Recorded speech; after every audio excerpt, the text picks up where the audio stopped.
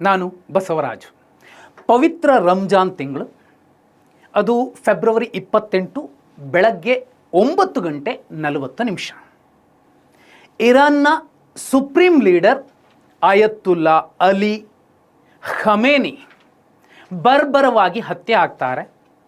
Mossad ಮತ್ತು ಇಸ್ರೇಲ್ನ ಗುಪ್ತಚರ, ಅತ್ಯಂತ ಶ್ರೇಷ್ಠ ಗುಪ್ತಚರ ಸಂಸ್ಥೆ ಮತ್ತು ಅಮೇರಿಕಾದ CIA ಒಟ್ಟಿಗೆ ಜಂಟಿಯಾಗಿ ನಾವೀಗ ಸುಪ್ರೀಂ ಲೀಡರ್ ಖಮೇನಿಯನ್ನು ಹೊಡೆದು ಉರುಳಿಸಿದ್ದೀವಿ ಅನ್ನುವಂತಹ ಮಾತನ್ನು ಹೇಳ್ಕೊತಿದ್ದಾರೆ. ಅದು ಕನ್ಫರ್ಮ್ ಆಗಿದ್ದು ಮಾರ್ಚ್ 1ನೇ ತಾರೀಕು. ಆದರೆ ನಿಮಗೆ ಗೊತ್ತಿರಲಿ, 86 ವರ್ಷಗಳ ಸುದೀರ್ಘ 35 ವರ್ಷ ಕಾಲ, 3.5 ದಶಕಗಳ ಕಾಲ ಇರಾನನ್ನು ತಮ್ಮ ಭದ್ರ ಹಿಡಿತದಲ್ಲಿ ಇಟ್ಕೊಂಡಿದ್ದಂತಹ ಖಮೇನಿಯವರನ್ನು ಸುಲಭಕ್ಕೆ ಹೊಡಿಲಿಕ್ಕೆ ಸಾಧ್ಯ ಆಗಿರಲಿಲ್ಲ. ಯಾಕೆಂತ ಹೇಳ್ತೀನಿ, ಈಗ ಬಹುಪಾಲು ಥಿಯರಿಗಳು ಓಡಾಡ್ತಿರೋ ಪ್ರಕಾರ ನೋಡಿದ್ರೆ ಸ್ಪೈ ಡೆಂಟಲ್ ಚಿಪ್, ಹಲ್ಲಿನೊಳಗಿನ ಒಂದು ಚಿಪ್ ಖಮೇನಿಯನ್ನು ಪೀಸ್ ಮಾಡೋದಕ್ಕೆ ಸಹಕಾರಿಯಾಯಿತು. ಇದಕ್ಕಿಂತಲೂ ಇಂಪಾರ್ಟೆಂಟ್ ಅಂದರೆ, ಈ ನಮ್ಮಲ್ಲೆಲ್ಲ ಆನ್ಲೈನಲ್ಲಿ ಈ ಪ್ರಾರ್ಥನೆಗಳನ್ನು ಅಥವಾ ಶ್ಲೋಕಗಳನ್ನು ಓದ್ಕೊಳ್ಳೋದಕ್ಕೆ ಅಥವಾ ಕೇಳೋದಕ್ಕೆ ಆ್ಯಪ್ಗಳನ್ನು ಡೌನ್ಲೋಡ್ ಮಾಡ್ಕೊಳ್ತೀವಲ್ಲ, ಅದೇ ತರಹದ ಒಂದು ಆ್ಯಪ್ ಬಹುಪಾಲು ಇರಾನಿಯರು, ಅದರಲ್ಲೂ ಮುಖ್ಯವಾಗಿ ಸುಮಾರು 9 ಚಿಲ್ಲರೆ ಕೋಟಿಯಂತಹ ಇರಾನ್ ಜನಸಂಖ್ಯೆ ಮಟ್ಟಿಗೆ 10 ಮಿಲಿಯನ್ ಅಂದರೆ 1 ಕೋಟಿ ಜನ ಬಡೆ ಸಭಾ ಅನ್ನುವಂತಹ ಒಂದು ಆ್ಯಪನ್ನು ಡೌನ್ಲೋಡ್ ಮಾಡ್ಕೊಂಡಿರ್ತಾರೆ. ಆ ಆ್ಯಪ್ ಕೂಡ ಈ ಖಮೇನಿಯನ್ನು ಪೀಸ್ ಮಾಡಲಿಕ್ಕೆ ಹ್ಯಾಕ್ ಮಾಡಿದಂತಹ ಮೊಸಾದ್ ಮತ್ತು CIA ಸಹಕಾರಿ ಆಗುತ್ತೆ. ಏನೆಲ್ಲ ಆಯಿತು ನೋಡಿ. ಅವರಿದ್ದಂತಹ ಜಾಗ ಎಂಥದ್ದು ಅಂದರೆ, ಬೆಹತಿ ರಹಬರಿ ಪ್ಯಾಲೆಸ್ತೇನ್ ಬೀದಿಯಲ್ಲಿ ಬರುತ್ತೆ, ಟೆಹರಾನ್ ಸಿಟಿಯಲ್ಲಿ ಬರುತ್ತೆ. 100 ಎಕರೆಯ ಆ ಒಂದು ಏನು ಸುಪ್ರೀಂ ಲೀಡರ್ನ ಅಧಿಕೃತ ನಿವಾಸ ಇತ್ತು. ಇವರು ಕೂಡ ಸುಮಾರು 60 ಅಡಿ ಆಳದಲ್ಲಿದ್ದಂತಹ ಬಂಕರ್ನಲ್ಲಿದ್ದರು. ಅಲ್ಲಿದ್ದರೂ ಕೂಡ ಮೊಸಾದ್ ಮತ್ತು CIA ಹೇಗೆ ಟ್ರ್ಯಾಪ್ ಮಾಡ್ತು ಮತ್ತು ಸುಮಾರು ಸ್ಪ್ಯಾರೋ ಮಿಸೈಲ್ಸನ್ನು ಅವ್ರ ಮೇಲೆ ಹಾಕೋ ಮೂಲಕ, ಯಾಕಂದರೆ ಅವು ಗಂಟೆಗೆ 3000ದಿಂದ 4000 ಕಿಲೋಮೀಟರ್ ವೇಗದಲ್ಲಿ ಬಂದು ಅಪ್ಪಳಿಸುವಂತಹ ಪ್ರಚಂಡ ವೇಗದ ಬಾಂಬ್ಗಳು, ಅಂತಹ ಬಾಂಬ್ಗಳನ್ನು ಬಳಸಿದ್ದು ಹೇಗೆ ತುಂಬ ಇಂಪಾರ್ಟೆಂಟ್ ಇಲ್ಲಿ. ಯಾಕಂದರೆ ಈ ಬೆಹತಿ ರಹಬರಿ ಅನ್ನುವಂತಹ ನಿವಾಸ ಏನಿತ್ತು, ಸುಮಾರು 50 ಕೋಣೆಗಳ ದೊಡ್ಡ ಬಂಗಲೆ, ನಮ್ಮ ರಾಷ್ಟ್ರಪತಿ ಭವನದಂತಹ ಒಂದು ರೀತಿಯಲ್ಲಿ ಅದನ್ನು ಕೂಡ ಅಲ್ಲಿನ ಜನ ಗೌರವಿಸ್ತಾರೆ, ಅಭಿಮಾನದಿಂದ ನೋಡುವಂತಹ ಒಂದು ನಿವಾಸ.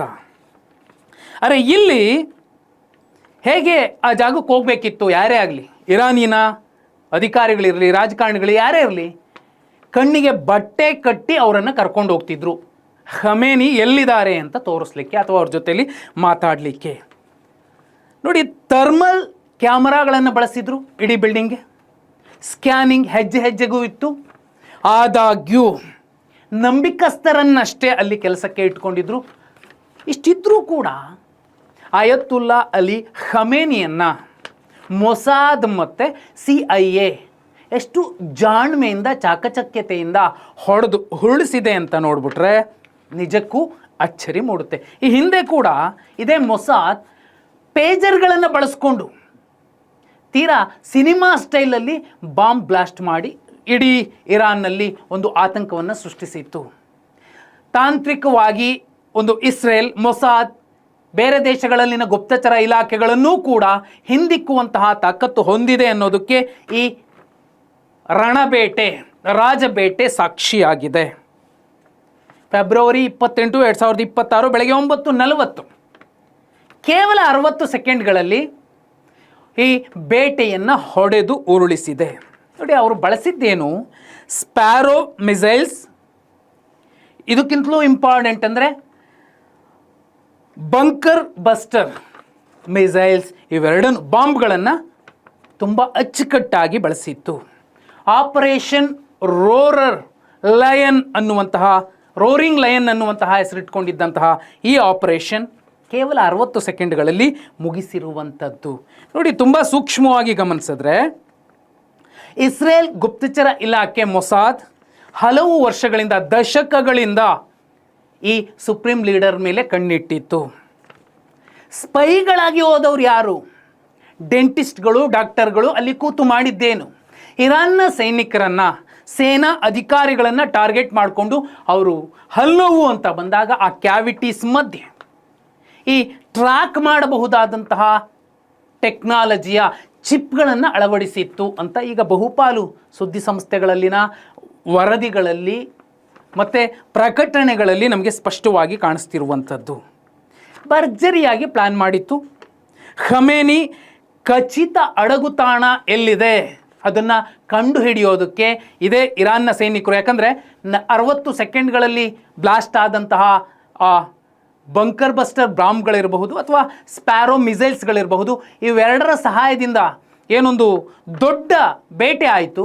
40 ಇರಾನ್ ಸೈನಿಕರು ಸಾವನ್ನಪ್ಪಿದ್ದಾರೆ, ಸೇನಾಧಿಕಾರಿಗಳು ಕೂಡ ಅದರಲ್ಲಿದ್ದಾರೆ, ಖಮೇನಿ ಜೊತೆಲಿದ್ದವರು. ಇದಕ್ಕಿಂತಲೂ ಮುಖ್ಯ ಅಂದರೆ ಈ ಸ್ಪೈ ಡೆಂಟಲ್ ಚಿಪ್ ಅವರಿಗೆ ಖಮೇನಿ ಇಲ್ಲೇ ಇದ್ದಾರೆ, ನೀವು ಹೊಡೆದುರುಳಿಸೋದಕ್ಕೆ ಸರಿಯಾದ ಜಾಗ ಅನ್ನೋದನ್ನು ತಾಂತ್ರಿಕವಾಗಿ ತೋರಿಸ್ಕೊಟ್ಟಿತ್ತು. ಇರಾನ್ನ ಬಹುಪಾಲು ಈ ಟ್ರಾಫಿಕ್ ಸಿಗ್ನಲ್ ಕ್ಯಾಮರಾಗಳೇನಿದ್ವು ಅದನ್ನು ಮೊಸಾದ್ ಅಚ್ಚುಕಟ್ಟಾಗಿ ಹ್ಯಾಕ್ ಮಾಡಿತ್ತು. ಯಾರೆಲ್ಲಿ ಹೋಗ್ತಿದ್ದಾರೆ, ಯಾರೆಲ್ಲಿಗೆ ಬರ್ತಿದ್ದಾರೆ ಎಲ್ಲವನ್ನೂ ಕೂಡ ಕಣ್ಗಾವಲಿನಲ್ಲಿ ಇಟ್ಟುಕೊಂಡಿತ್ತು. ಇದಕ್ಕಿಂತಲೂ ಮುಖ್ಯ ಅಂದರೆ ಇದೇ ಖಮೇನಿ ಅವರ ಕುಟುಂಬದ ಸದಸ್ಯರೇನಿದ್ರು ಅವರನ್ನೂ ಕೂಡ ಈ ಗ್ಯಾಸ್ಟ್ರೋ ಡಾಕ್ಟರ್ಸ್ ತುಂಬ ಅಚ್ಚುಕಟ್ಟಾಗಿ ಟ್ರ್ಯಾಪ್ ಮಾಡಿದರು, ಅವರಲ್ಲೂ ಕೂಡ ಚಿಪ್ಗಳನ್ನು ಅಳವಡಿಸಿದ್ರು ಅಂತ ಬಹುಪಾಲು ಸುದ್ದಿ ಸಂಸ್ಥೆಯ ವರದಿಗಳು ಸ್ಪಷ್ಟವಾಗಿ ಹೇಳ್ತಿರುವಂಥದ್ದು. ಇವೆಲ್ಲ ಥಿಯರಿಗಳು, spy dental chip theory, gastro doctors theory, ಹೀಗೆ ದೊಡ್ಡದು. ಇದಲ್ಲದೆ ತುಂಬ ಇಂಪಾರ್ಟೆಂಟ್ ಅನಿಸುವಂಥದ್ದು ಬಡೆ ಸಭಾ ಅನ್ನುವಂತಹ ಆ್ಯಪ್. ಏನಿದು? ನಮ್ಮಲ್ಲಿ ಈ ಮಲ್ಲಿಗೆ ಕ್ಯಾಲೆಂಡರ್ ಅಥವಾ ಈ ಪ್ರಜಾವಾಣಿಯ ಕ್ಯಾಲೆಂಡರ್, ಮೈಸೂರು ಮುದ್ರಣಾಲಯದ್ದೇನೋ ಇರೋದಲ್ಲ, ಆ ಥರದ ಕ್ಯಾಲೆಂಡರ್ಗಳನ್ನು ನಾವು ಮನೇಲಿ ನೇತು ಹಾಕ್ತೀವಿ, ಒಂಟಿಕೊಪ್ಪಲ್ ಪಂಚಾಂಗ ಇತ್ತು. ಆದರೆ ಅಲ್ಲಿನ ಜನ ಆ್ಯಪ್ಗಳಲ್ಲಿ ಇಟ್ಕೊಂಡಿರುವಂಥದ್ದು ಅದು ಬಡೆ ಸಭಾ ಅಂತ. ಅದು ಪ್ರಮುಖ ಏನು ಹಬ್ಬಗಳಿದ್ದಾವೆ ಅಥವಾ ಪ್ರಾರ್ಥನೆಯ ಸಮಯಗಳಿದ್ದಾವೆ ಅವುಗಳನ್ನು ತೋರಿಸುತ್ತೆ. ಅಂತಹ ಆ್ಯಪ್ ಅತ್ಯಂತ ಜನಪ್ರಿಯ ಆ್ಯಪ್.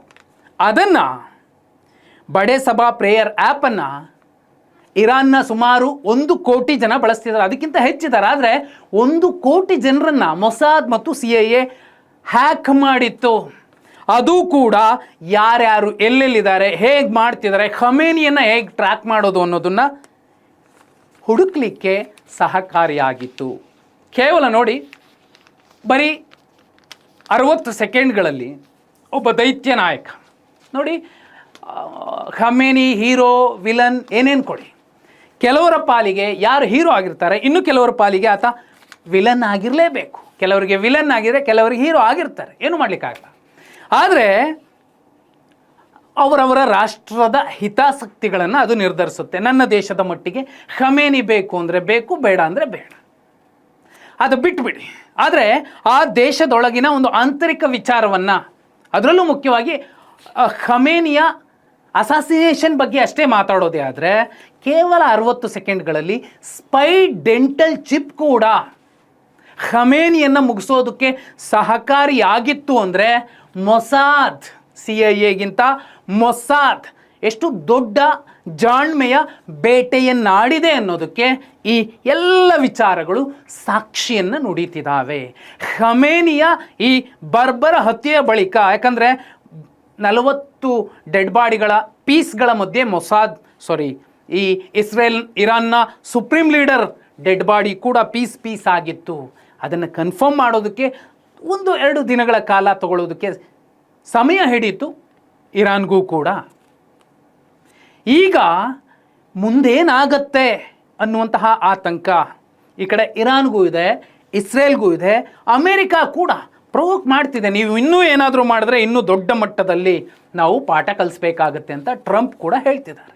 ಅದೇನೇ ಇರಬಹುದು, ಖಮೇನಿ ಅನ್ನುವಂತಹ ಒಬ್ಬ 86 ವರ್ಷಗಳ ಸುದೀರ್ಘ 35 ವರ್ಷಗಳ ಕಾಲ ಆ ನೆಲದ ಮೇಲೆ ತನ್ನ ಆಡಳಿತದ ಛಾಯೆಯನ್ನು ಮೂಡಿಸಿದಂತಹ ನಾಯಕನನ್ನು ಮೊಸಾದ್ ಮತ್ತು CIA ಅತ್ಯಂತ ಜಾಣ್ಮೆಯಿಂದ ಅತ್ಯಾಧುನಿಕ ತಂತ್ರಜ್ಞಾನವನ್ನು ಬಳಸಿಕೊಂಡು ಮುಗಿಸಿದೆ.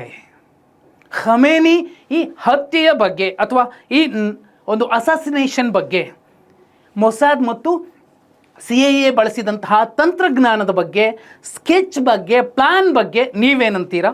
ಕಮೆಂಟ್ ಮಾಡಿ.